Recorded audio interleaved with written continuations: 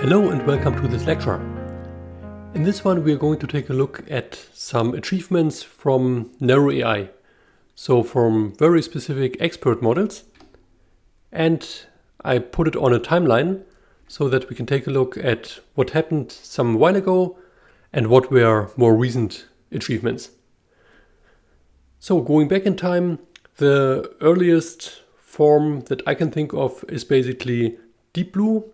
Deep Blue was an IBM computer developed to play chess, and there was a big fight in 1997 between the world champion in chess, Garry Kasparov, and he played against the computer IBM Deep Blue, and the machine won. So that was the first big achievement.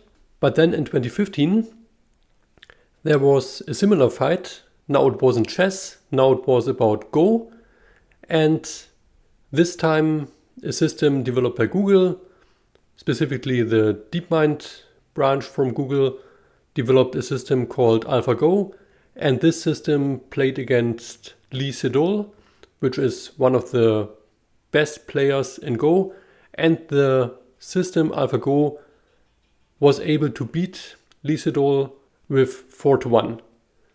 At this point you might ask, what is the difference? You have chess, then you have Go, but the sheer amount of computational space, the number of combinations that are possible are dramatically different.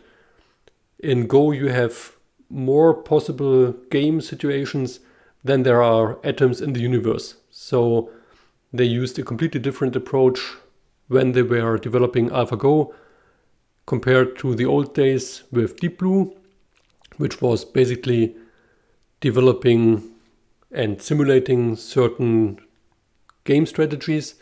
And in AlphaGo, the technology was more around reinforcement learning, a specific type of machine learning techniques, and it showed out to be extremely powerful. And it didn't stop with AlphaGo. In 2017, they had developed some successor called AlphaGo Zero, and now it's getting really crazy because now we had at that point the most powerful Go player, AlphaGo, and the new system was capable of beating the world champion with 100-0. And it was just a system that was constantly trained to play Go against itself, and with that, based on reinforcement learning, it was capable of learning more and more and becoming extremely superhuman. So we have chess, we have Go, but then there are more fields, because the skeptics were saying, okay, now we had these 1 versus 1 situations, but machines might never be able to work in a team, to develop strategies, and so on. So the first time that an AI system was able to show these capabilities was in 2019. Then a system from OpenAI called Five was playing in the game Dota 2. And this AI system was defeating one of the winning teams in a very prestigious Dota 2 tournament.